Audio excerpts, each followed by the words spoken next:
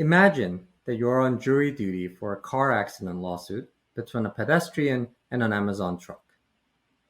Along with other members of the jury, you review the evidence and decide that Amazon should pay $30 million in compensation to the injured.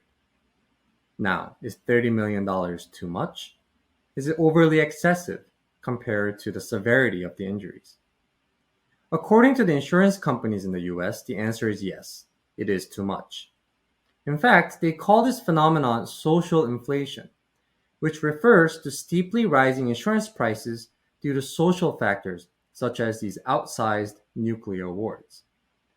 In other words, a low-speed crash that used to cost a few $1,000s has now turned into a several $1 million liability.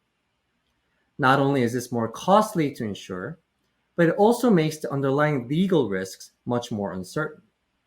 And as a result, prices have to rise, and in some extreme cases, these insurance companies exit the market altogether. Now, the price increase is definitely real.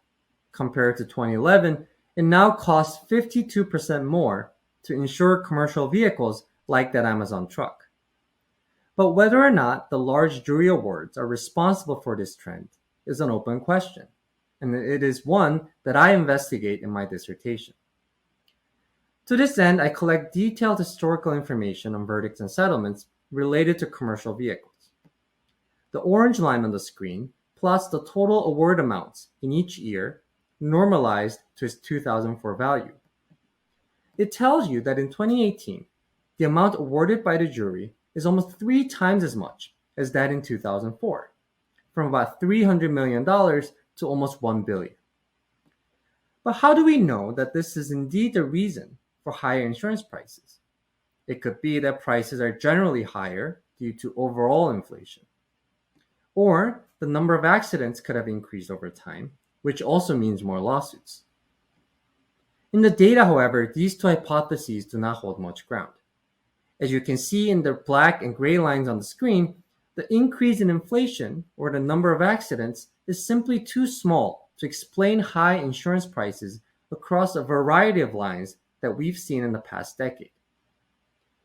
In my dissertation, I further confirmed this evidence by showing that higher jury awards has caused higher insurance prices, using the very techniques developed by the economists who won this year's Nobel Prize.